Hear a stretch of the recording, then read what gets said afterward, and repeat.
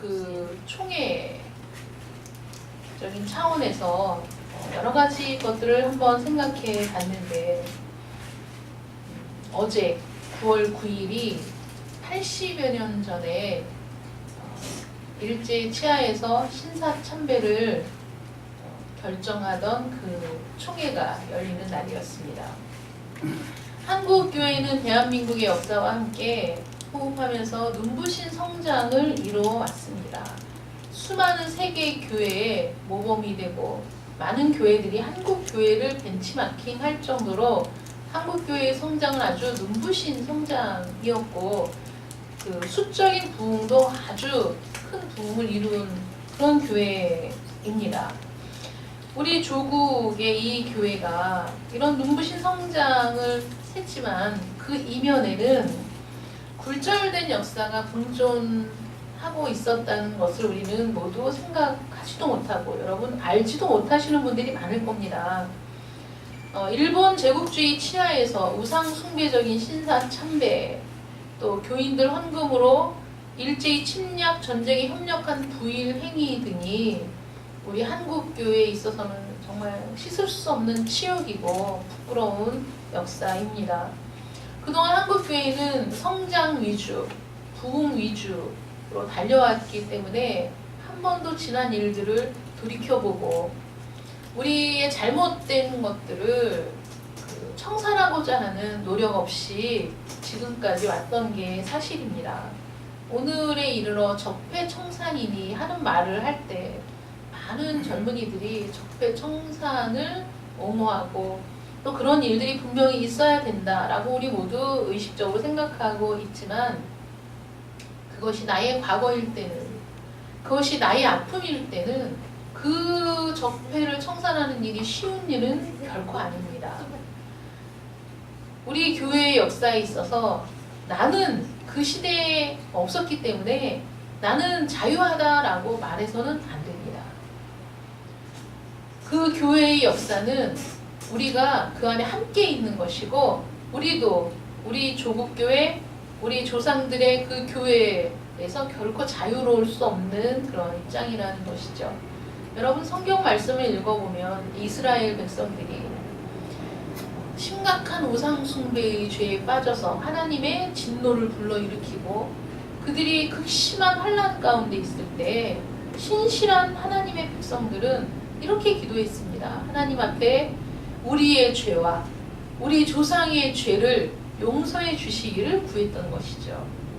조상들의 죄를 쫓아가서 파헤칠 순 없지만은 그 죄들이 여전히 우리 안에 남아있다는 것을 통감하고 하나님 앞에 회개할 때 반드시 그 부분도 회개했었다는 사실을 우리가 기억한다면, 우리 교회 100년도 채 안 되는 이 땅의 교회의 역사 속에 이루어진 그 가슴 아픈 일들을 우린 다시 한번 생각하고 우리부터라도 그 모든 것들을 청산하고 하나님 앞에 회개해야 된다라고 생각합니다. 네가 회개해야지 나는 아무 상관이 없어가 아니라 이 땅에 있는 모든 교회는 동일한 마음을 가지고 회개할 때 거기에서부터 우리는 새로운 교회의 역사를 써나갈 수 있을 것이라고 생각을 하게 됩니다. 그래서 그 당시에 있었던 일을 우리가 살펴보자면 우상 숭배적인 신사 참배를 결의한 일들이 각 교단별로 있었다는 것이죠. 조선 총독부는 1930년대부터 관공립 학교는 물론이거니와 기독교계 사립학교까지 신사참배를 강요하면서 적극적으로 신사참배 정책을 폈습니다. 신사참배라는 것은 일본 제국주의 천황과 또 전쟁 중에 죽은 그 혼령들을 모신 그런 그 신사를 만들어 놓고 그 국가적인 거국적인 행사라고 강요하면서 우리 대한민국의 모든 사람들의 정신을 그 하나로 묶으려고 하는 그런 정책이었던 것이죠. 그래서 우리 한국 민족성이라든지 종교성이라든지 그 어떤 것이든지 다 획일화시켜서 일본 군국주의의 희생 제물로 만들려고 하는 그런 정책이었습니다. 그 신사 참배를 할 때 걸려있던 일본기는 태양신을 상징하는 그런 그 깃발이죠. 기독교 개교회는 물론이거니와 노예별로 총회별로 압박을 가하여서 신사참배를 결의하고 실행하도록 강요했습니다. 안식교 계통의 의명중학교는 처음에는 거부했는데 나중엔 학교를 폐교시킨다는 압박에 굴복해서 1936년에 신사참배를 하기로 굴복해서 안식교의 신사참배 문제는 일단락이 되었고, 천주교에서는 우리 한국의 천주교는 신사참배를 할 수 없다고 정했지만 로마 교황청에서 신사참배는 종교적인 행사가 아니라 국가적인 애국적인 행사에 지나지 않기 때문에 하라는 명령이 주어져서 천주교회도 신사참배에 동참을 하게 되었습니다. 1936년 감리교에 있어서는 지도자의 대부분이 신사참배가 국가의식이라고 하는 일본 당국의 그 말을 그대로 받아들였기 때문에 감리교 계통의 학교는 폐쇄를 면하고 존속할 수 있었습니다. 마지막으로 남은 게 장로교였습니다. 장로교는 끝까지 이제 버티고 있었는데, 장로교는 우리 그 조선에 있어서 가장 많은 신도수, 또 가장 보수적인 신앙을 표방하는 그런 교단이었습니다. 그런데 천주교나 감리교나 또 성결교나 안식교나 이런 모든 대형 교단에서 신사참배를 결의한 이후였기 때문에 일제는 그것을 이유로 더 심하게 압박을 해오기 시작했던 거죠. 그래서 장로교회 안에서도 그 마지막 보루였던 장로교도 이제 무너지기 시작합니다. 그래서 드디어 1938년 9월 9일, 어제죠? 9월 9일 평양 서문박 교회에서 제27회 총회가 회집이 되었는데, 일제는 신사참배 결의안을 통과시키기 위해서 백방으로 공작을 펼쳤다고 합니다. 총회 개회 전에 주기철 목사를 비롯한 신사참배 반대하는 사람들을 다 잡아서 구금시키고, 각 지방경찰서는 전국 23개 노예 총회 총대가 결정이 되는 대로 호별 방문을 해서 신사참배 찬동을 다짐한 확답을 받아놓고, 총회 당일에는 수백 명의 경찰관이 앞뒤로 포진해 있는 상태에서 총검을 번쩍이며 위협하고 있는 그런 상황이었죠. 그리고 총대 한 사람당 양옆에 경찰관들이 딱 붙어 앉아가지고 그들이 찬성의 표를 던질 수밖에 없도록 그렇게 압박을 행했습니다. 조작된 각본대로 신사참배가 가결이 되었습니다. 주기철 목사님의 그 사모님은 그날 새벽에 기도하다가 깜빡 잠이 들었는데, 한 청년이 자기 어깨를 두드리길래 깨어나 보니까, 오집사, 네가 지금 자고 있을 때냐? 빨리 호세아 부장을 펴보라고. 그러면서 사라졌대요. 이제 그 말씀을 읽으면서 오늘 총회에서 가결이 되겠구나. 하나님이 한국 교회를 떠나시겠구나. 그렇게 생각을 했다고 합니다. 그래서 9월 9일 어제 마지막으로 장로교가 이제 무너진 거죠. 그래서 그때부터 전국에 있는 모든 교회는 신사참배를 하게 되었고, 더 심한 거는 예배의식의 국민의례가 도입이 되었다는 거예요. 여러분, 이런 건 우리가 정말 모르고 있었잖아요. 특별 순서가 예배 순서에 도입이 된 겁니다. 1. 국기 개양, 2. 황거 요배, 3. 출정 군인을 위한 기도, 또 헌금이 1금 100원씩, 그 다음에 예배를 드리고 애국 예배를 드리고, 그 다음에 출전 황군 위문문 발송을 하는 이런 특별 순서를 가진 뒤에야 예배를 드릴 수 있게 되었는데, 이런 국민의례가 처음에는 특별 행사에서만 행해졌는데 1940년대에 이르러서는 일반 예배의식의 맨 앞에 넣어서 매 예배 때마다 실행을 했다는 겁니다. 거기에 덧붙여서 교인들이 십시일반 마음을 다해 드린 헌금들을 침략 전쟁에 사용하도록 적극적으로 부일 행위를 했다는 것이죠. 그래서 일본이 행하는 모든 전쟁을 성전이라는 이름으로 그 악의 전쟁에 협조했고, 장로교총회는 교회 조직을 전쟁 보조 기구로 개편까지 했다는 겁니다. 한국교회는 앞다투어서 전승 축하 기도회를 가졌고 이문품을 보냈으며 심지어는 교인들의 헌금으로 항공기를 사서 보내는 그런 일들도 있었습니다. 김한란, 백낙준 이런 친일 인사들은 이곳저곳에 강연을 하러 다니면서 그 유려한 언변을 가지고 이 땅의 젊은 남녀들에게 일제의 전선에 나가는 것이 최대의 영광이라고 그들을 부추겨서 그들이 자원에서 입대하도록 그렇게 부추긴 일들도 있었습니다.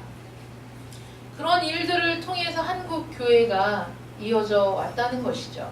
우리의 수치가 아닐 수 없습니다. 그동안 한국 교회는 이 신사참배라는 이 부끄러운 역사를 두고 목사와 성도들의 죄가 하나님 앞에 1대1의 신앙으로 해결하면 되지 라는 것으로 덮어두고 있었다는 겁니다. 그러면서 자신들은 그러한 죄가 없는 것처럼, 자신들은 거기에서 자유로운 것처럼 언급을 회피하면서 그 죄의 심각성을 덮어두게 급급했습니다. 그러나 여러분 아시다시피 청산하지 못한 과거는, 청산되지 못한 역사는 언제나 현실에 발목을 잡기 마련이기 때문에 그 일 때문에 벌어진 교단 간의 분열, 교파 간의 분열들은 지금 사실 심각하게 한국교회가 많은 국민들에게 외면받고 불신을 받는 그런 상황이 되었다는 것이죠. 사람이든 교회든 교단이든 간에 죄를 묻어두면 결코 하나님의 은혜와 축복 속에 성장할 수가 없는 겁니다. 한국교회는 지금 심각한 위기에 처해 있고 우리는 더 이상 성장을 하지 못하게 되었고 교인 수는 감소하고 있습니다. 엄청난 교인 수의 감소는 오히려 천주교의 부흥으로 이어졌습니다. 우리나라 내에서 동서의 분열, 교단 내의 분열, 수많은 교단과 교파가 나뉘는 분열의 역사는 지금도 계속되고 있는데 친일 인사들은 해방 후에도 교계의 요직에 올라앉아서 우상 숭배에 대한 합리화의 발언들을 해왔었던 것이 사실입니다. 회개를 요구하는 목소리에는 독선이다, 또 정죄하지 말아라 라는 말들로 넘겨버리기가 일쑤였던 것이죠. 또 일제 치하에서 순교당한 그 모든 우리 선열들의 그 공을 아무것도 아닌 것으로 치부하기 일쑤였고 또는 광신자로 취급하기도 했었습니다. 이 모든 죄를 우리는 이 민족과 하나님 앞에 회개하고 용서를 구할 때 새로운 시작을 할 수 있다는 것이죠. 이런 교단과 교권 분열 속에서 우리 연합성 총회는 정말 정직하고 깨끗한 총회, 그래서 하나님 앞에 그 쓰임받는 그런 총회가 되기 위해서 창립이 되었습니다. 여성 중심으로 세워진 총회였기 때문에 사실은 지금까지도 우리는 이 땅에 존재하는 교단들 속에서 언제나 그 소외되고 약자의 입장에 있어 왔습니다. 저도 큰 교단에, 큰 신학교에서 공부하고 싶은 열망이 없었던 것은 아니지만 많은 목회자들을 보면서 큰 교단이라서 훨씬 더 훌륭하고 깨끗한 것이 아니고 큰 목회를 한다고 해서 그것이 하나님 앞에 바르고 정직한 것이 아닌 모습들을 봐오면서 올바른 교회, 올바른 목회가 무엇인가에 대해서 생각을 할 수밖에 없었고, 그래서 우리 오직 예수 교회는 바른 목회, 바른 말씀, 바른 신앙, 교회의 외적인 부흥을 위해 세상적인 어떤 도구들을 들여오거나 또 세상적인 어떤 부흥의 방편들을 사용하지 않고 오직 하나님의 말씀을 바르게 전하는 것으로 하나님께서 우리 마음속에서 부흥을 일으키시는 그런 교회가 되기를 원했기 때문에 이곳에 우리 오직 예수 교회가 세워질 수 있었습니다. 오늘은 총회 주일입니다.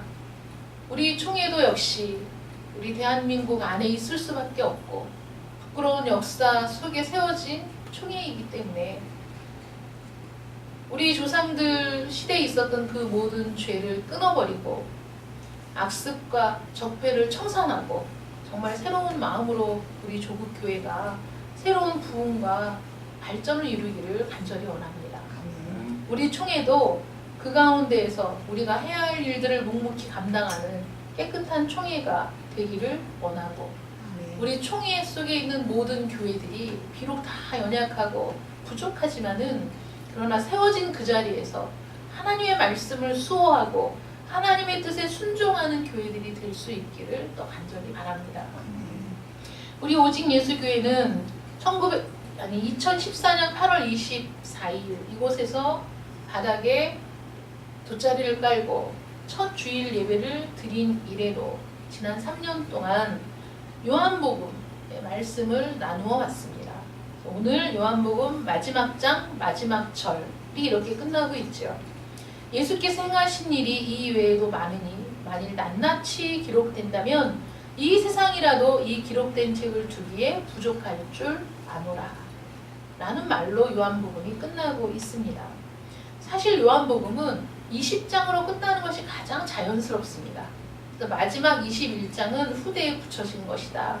이거는 나중에 누군가가 더 보탠 것이다. 이런 말들이 끊임없이 있어 왔는데 이 21장이 왜 붙어 있을까를 생각해 보면 이 21장은 순전히 베드로의 회복을 위한 말씀이 주어진 장입니다. 베드로가 뼈아픈 실수에도 불구하고 우리 주님 앞에 진심으로 회개했지만 여전히 그 상처는 깊이 패여 있었는데 우리 주님께서 그 상처를 온전히 치유하시고 이제 주 안에서 새로운 인생을 살아갈 수 있도록 용기를 불어넣어 주시고 또 새로운 소명을 다시 한번 확인시켜 주신 그런 말씀이 21장에 나와 있죠. 이 요한복음의 마지막 21장 그것도 마지막 절인 이 말씀을 통해서 사복음서의 최종적인 그 종결하는 최종 구절이기도 한데 이 구절을 통해서 우리는 이 사복음서가 사복음서로만 끝나는 것이 아니라 다시 사도행전으로 이어지는 통로가 되고 있음을 발견할 수 있게 된다는 겁니다. 임마누엘의 하나님 예수 그리스도께서 이 땅에 오셔서 우리를 위해 그 몸을 우리에게 온전히 주시고 우리를 온전히 회복시켜 주신 그 은혜가 이 사복음서의 말씀을 읽으면 그 모든 것들을 다 알 수 있는 거예요. 그런데 주님이 하신 일들을 기록하자면 끝이 없습니다. 그렇지 않습니까? 여러분들을 만나주신 주님, 여러분들의 삶 가운데 역사하신 주님, 여러분들과 교제하신 그 주님에 대한 이야기도 우리가 하려고 해도 우리도 많은 이야기 보따리들이 있습니다. 베드로와 주님 사이에 있었던 일, 베드로와 요한 사이에 있었던 일, 각각의 제자들이 주님을 통해 느꼈던 감격과 그들의 수치와 부끄러움과 또 그것을 회개했을 때의 그 놀라운 은혜와 이 모든 것들이 그 12제자들의 이야기만 해도 끝이 없을 겁니다. 그들이 각각 한 권의 책만 써도 엄청난 분량이 되지 않겠습니까? 우리 주님께서 행하신 일들이 이 외에도 많다. 이 외에도 많다는 말씀들이 여러 군데에서 발견이 되고 있는데 많은데 왜 이 말씀만 우리에게 주어졌느냐? 많지만 이 말씀만 가지고도 우리는 충분히 주님이 어떤 분인지를 알 수 있고 그 주님을 만난 사람들은 이 사복음서에 있는 그 주님이 아니라 내가 만난 주님을 통해 우리는 더 많은 풍성한 교제를 나눌 수 있는 그래서 우리 모든 그리스도인들은 각각 주님과 함께 동행하면서 받은 은혜가 그 사랑이 너무나 크기 때문에 그것들을 다 말로 표현할 수 있는 길이 없다는 것을 이 말씀을 통해서 우리는 공감하게 된다는 거죠. 맞아. 어떻게 낱낱이 기록할 수 있어. 그 모든 일들을. 우리에게 가장 필요한 그래갖고 그 정수들만 딱 모아가지고 책이 만들어졌다는 것이죠. 그 복음서들은 서로를 보완하면서 예수님의 입체적인 모습을 우리에게 보여주고 우리는 그 기록된 그 주님을 통해서 충분히 주님이 어떤 분인지를 알고 그 구원이 어떤지를 알 수 있도록 그렇게 만들어진 책이지 모든 것들을 다 기록한 책이 아니라는 겁니다. 여러분, 천지를 창조하신 하나님께서 우리의 목자가 되어주신다는, 그래서 우리는 천지를 창조하신 하나님을 나의 목자로 두고 있다는 그 기쁨과 감격이 우리에게 있을 때 우리에게 무슨 부족함이 있겠습니까? 천지를 창조하신 하나님이 나의 목자가 되신다라는 고백은 나는 당연히 아무 부족함이 없다는 고백으로 이어질 수밖에 없지 않겠습니까? 다윗이 기록한 시편 23편에 여호와는 나의 목자시니 내게 부족함이 없으리로다. 내게 부족함이 없어요. 천지를 창조하신 하나님이 나의 하나님이십니다. 그 하나님이 나의 모든 것 되실 때, 그 하나님이 나의 만족이 되고 나의 기쁨이 될 때 우리는 주 안에서, 성령 안에서 우리 모두 우리의 믿음의 행전을 써내려가는 사람들이 될 수밖에 없다는 것이죠. 베드로는 베드로대로, 요한은 요한대로 그 모든 제자들은 우리 주님으로부터 말할 수 없는 기쁨과 감격과 풍성한 은혜를 다 받았기 때문에 그들은 각자의 자리에서 부활하신 주님을 만나고 성령을 받은 이후에 각자의 자리에서 성령의 행전을 써내려가는, 믿음의 행전을 써내려가는 삶이 되었다는 겁니다. 우리가 이 땅에서 회개를 통해 새로운 삶을 시작한다면 그 삶은 우리 믿음의 행전이 되어야 하고 성령의 행전이 되어야 될 줄 믿습니다. 그 삶을 살아갈 때 부끄럽지 않은 하나님의 백성이 되는 거 아니겠습니까? 부족함이 없는 주님의 은혜, 부족함이 없기 때문에 주님의 은혜가 나에게 너무나 충분하기 때문에 그 이후로 우리는 사도행전의 삶, 믿음의 행전의 삶을 살 수 있다는 의미에서 이 요한복음의 마지막 구절은 사도행전을 여는 열쇠이며 동력이 된다는 겁니다. 비록 작은 교회이지만 바른 말씀을 전하고자 했고, 비록 작은 교회이지만 세상의 가치관을 따르지 않고 세상이 추구하는 부흥을 꿈꾸지 않는 교회가 우리 오직 예수 교회였는데, 이제 앞으로 우리는 그 말씀을 바탕으로 예수의 행전, 성령의 행전, 우리 믿음의 행전, 말씀대로 사는 교회와 성도들이 되어야 될 줄 믿습니다. 우리 총회도 물론 그런 총회가 되어야 하고, 어떤 거짓과 불의가 눈에 보인다면 마땅히 분연히 우리들이 일어나서 거기에 대응해야 되고, 우리는 언제든지 오직 하나님의 말씀이 우리의 모든 가치 판단의 기준이 되고 오직 하나님의 말씀만이 나에게 충분한 은혜가 된다는 것을 여러분 잊으시면 안 됩니다. 앞으로 어떤 어려움이 있든지, 어떠한 환난이 오든지, 어떠한 고통스러운 순간이 오든지 우리는 다시 부끄러운 역사를 되풀이해서는 안 됩니다. 그 당시에 수많은 교단이, 아니 모든 교단이, 또 모든 교회가, 모든 노예가 신사참배를 결의하고 그 일을 했다고 해도 그 가운데 신사참배를 거부하고 감옥에 간 사람들이 있고, 그 가운데 신사참배를 거부하고 폐교를 맞은 학교가 있고, 폐교가 될 상황을 감수하고 그걸 두려워하지 않고 신사참배를 거절했던 그런 교회들이, 그런 학교들이 있었습니다. 하나님은 신앙의 책임은 1:1로 물으시고, 너는 다른 사람들이 다 그리할지라도 너는 믿음을 지켜라. 다른 사람들이 다 부패할지라도 너는 깨끗하고 바르게 살아라. 너만큼은, 이거죠. 우리 주님께서 베드로에게 너는 나를 따르라 말씀하셨습니다. 베드로가 저 사람은요, 그게 무슨 상관이야. 너는 나를 따르라. 여러분들에게도 다른 교회는요, 다른 교단은요, 저 교회는 저렇게 하는데 그런 거 신경 쓰지 말고 너는 나를 따르라. 너는 내 말대로 살아라. 너는 나를 의지하고 살아라. 라고 여러분들을 한 사람 한 사람을 불러서 세운 교회가 우리 오직 예수 교회입니다.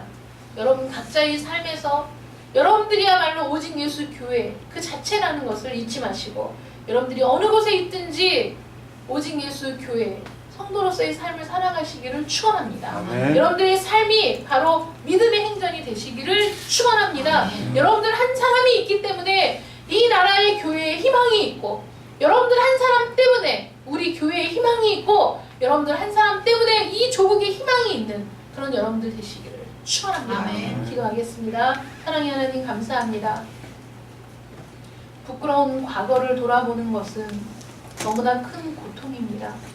더군다나 이 땅, 이 조국의 교회가 하나님 앞에 모든 사람들 앞에 부끄러워 고개를 들 수 없는 그런 죄를 지었다는 것을 생각할 때 그 모든 것들을 파헤치고 다시 역사를 바로잡는 일들은 우리 모두에게 너무나 큰 고통입니다. 그러나 반드시 해야 될 일이고 다시 그런 부끄러운 역사를 되풀이하지 않기 위해 우리는 그 역사를 공부해야 되며 그 역사를 우리 후손들에게 들려줘야 하며 그래서 우리는 다시는 그런 부끄러운 죄를 짓지 않을 수 있도록 그렇게 준비되어야 할 줄 믿습니다. 하나님, 우리 총회든 교단이든 우리 교회든 우리 한 사람 한 사람이 모여서 이루어지는 겁니다. 다른 사람에게 핑계 돌리지 말고 다른 사람들에게 손가락질하지 말고 우리 자신이 이 땅을 지키는 우리 조국을 지키는 교회를 지키는 한 사람의 정직하고 바른 믿음의 사람들이 되게 하여 주시옵소서. 우리 모두 주님을 마음속에 모시고 그 빛으로 사랑하는 자들이 될 수 있도록 도와주시며 어느 곳에 있든지 간에 우리 안에 있는 성령을 통하여 날마다 믿음의 행전을 써내려가는 복된 자들이 되게 하여 주시옵소서. 아멘. 예수님의 이름으로 기도드립니다. 아멘. 아멘.